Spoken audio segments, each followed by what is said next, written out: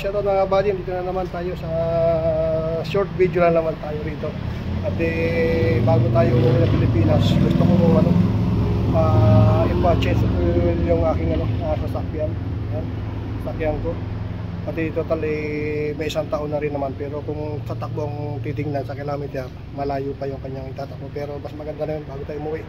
Ipa-change ito ng yung kumpleto para maayos, para gamitin ng mga bata, nasa magandang kondisyon siya.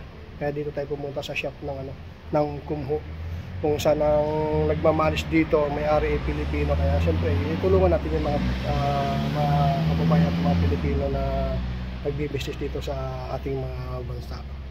Ngayon ay lilipat na yung sasakyan. Sasakyan.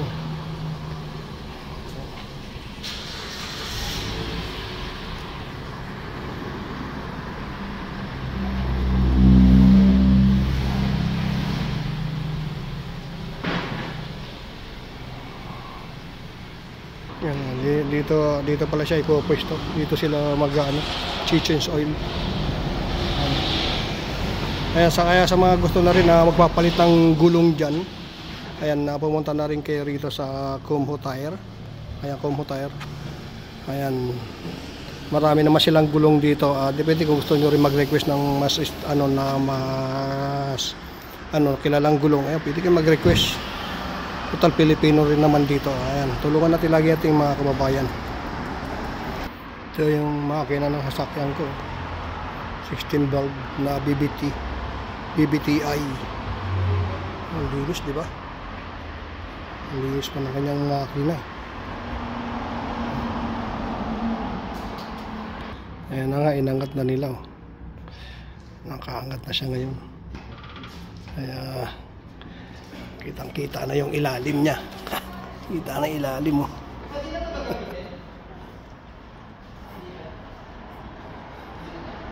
Kaya kung may mapasin nyo, may guard pala rito para kung sakali may mga bato-bato kayong madaanan sa harapan, kaya yan ang unang tatama, hindi ay tatama ka doon sa makina nyo. Ayan. Kaya pala yung gagawa ng natin, ang sasakyan natin, si Charlie. Ayan, shout out kay Charlie. Siya yung mekaniko rito. Ayan, kaya nire-recommend ko sa ating mga kapwa Pilipino, kung may mga ipapagawa kayo, punta lang kayo rito sa Kumho Tires. Ayan, at least makakausap nyo na mas maayos yung mga gumagawa kasi kapwa natin Pilipino. At lagi natin tulungan natin ating mga kapwa Pilipino, lalo na sa may mga business. Pagbabago rito. Okay, tagal dati halos ang mga Pilipino rito nasa mga pa lang, nasa mga bilang pa lang sa kamay. Ngayon hindi mo na makilala yung mga Pilipino rito. Napunta nga ako sa iba, puro Pilipino. Parang nasa Pinas lang ako. Dati, pag nakakita kami Pilipino, masaya na kami rito. Ay mga galing sa barko, masaya kami kasi may mga makikita Kabayan. Oh, pero ngayon, nako, wala na. Di mo na makilala. Sobrang dami, nag-aaway-aaway na, lalo pagdating sa basketball. Sa basketball. Oh, kaya di na ako sumasama ron sa sa mga laro-laro, sa mga ng Filipino club. Hindi ako sumasama. Oo, ibig sabi ko na may maging mas masaya. Nagkakaroon pa ng away, nagkakaroon pa ng gulo. Puro Pilipino naman. Oo.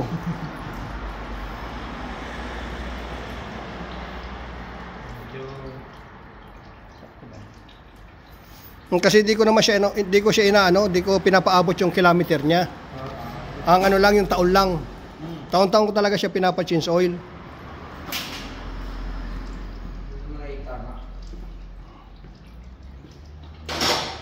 Kasi di ba mayroong taon-taon mayroong kilometer? So, kaya ako dun sa taon lang, hindi ko inaano yung kilometer.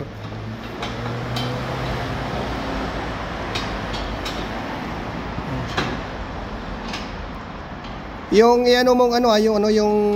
di ba sinabi niyo mayroong standard? Mayroong isa? Ano ba ito sa premium? Oo, yung premium. Okay. Para mas maganda bago ko iwanan ito sa sasakyan sa anak ko nasa maayos na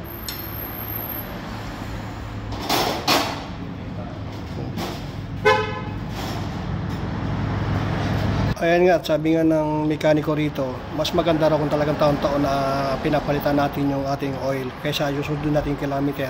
Kasi minsan malapot na siya, lalo sa habang tinakbo nyo. Mas maganda talaga sa makina, lagi mas malinis yung oil. At least mas maganda yung galaw ng makina. Siyempre, alam mo na, pag malagkit, nahirapan na yung makina.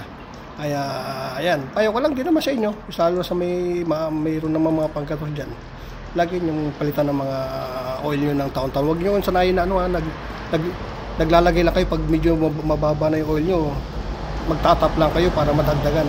Mas maganda palitan nyo na para mas bago. Kumbaga, di ba, mas maganda naka-oversold kayo lagi. Pangit yung yung gagawin nyo lang gagawin, tapala kayo ng tap. Nako, di nyo namamalayan. Yung makina nyo rin naman ang mga problema. At least maganda yun yung gumastos ka na, lagi maayos yung kondisyon ng ng sasakyan mo. Sabi ko nga, kasi may dalawang ng change oil. At mayroong standard, mayroong premium, mas marami silang gagawin, mas maraming chichikin. Siguro lahat ng mga oil ata siguro chichikin na yan. Sabi ko, pacheck ko na bago ako umuwi para nasa maayos itong ating sasakyan. Tingnan nyo, yan lang yung oil nyo. Halos na kalahati lang doon sa may pinaka sa timba na yan. May kunting patak-patak pa rin naman, pero kunti na lang din naman yan. Kung makikita nyan yung butas nya. Ayan, at tinanggal na rin pala ang gulong kasi nga pinapremium natin yung pag ng oil para sigurado na chichikin din na siguro yung sa brake o tinanggal nila lahat ang gulong natin ng apat Ayan, tanggal yung apat na gulong. Yung body, chinik nga na yung ating brake. Sinabi nga daw kung kailan daw nalinis, hindi pa nalilinis daw. Kailangan pala linisin yung brake. Kasi may karagdagang idea tayo. Ayan, hindi tayo na. Kinikis-kis niya yung pinaka-brake pad. Sa gitna pala niyang brake pad na yan, mayroong guhit. At doon napupunta yung mga dumi. Kailangan daw matanggal kasi yung sa mga sumisira ng ating pad. Ayan.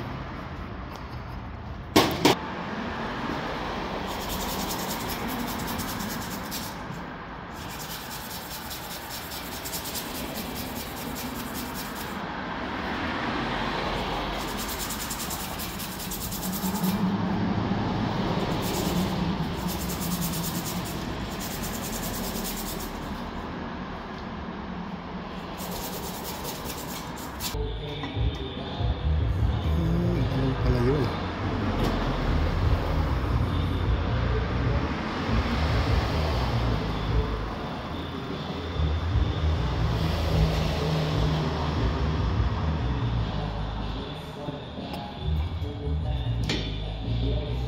Galing.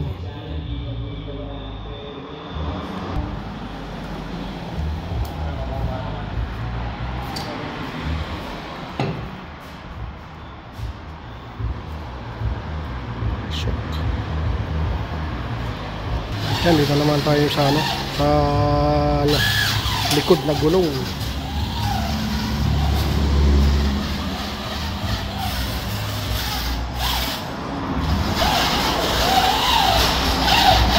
Yan ang nilinis nila.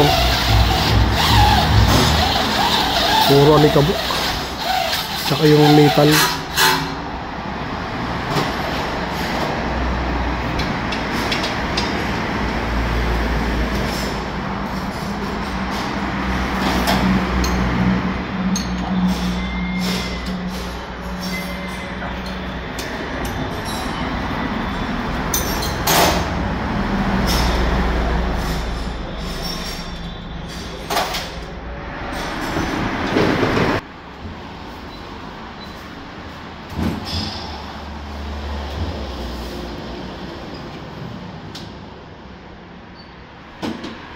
Ayan.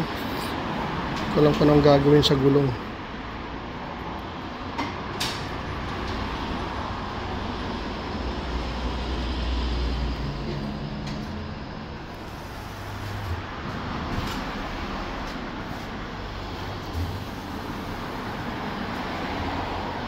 Ayan, may mga buddy, may nakuha na naman tayo isa pang idea dahil doon sa pagbabalance pala ng gulong. Pag hindi pala balance yung mga gulong nyo, isa pa yun sa dahilan ng disgrasya dahil nagwiwigil. Dahil pag bumibis na yung takbo, para nanginginig yung takbo nyo. Doon pala nakukuha yun sa gulong na hindi balance.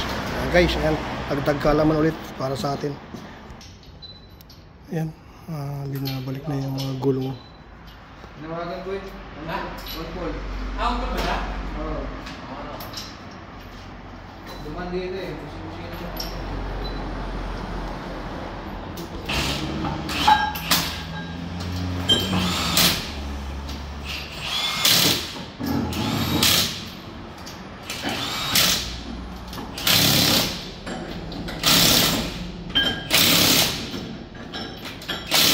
Ayan mga buddy, dinadiagnose na rin nila sa computer para malaman kung okay lahat. Ayan.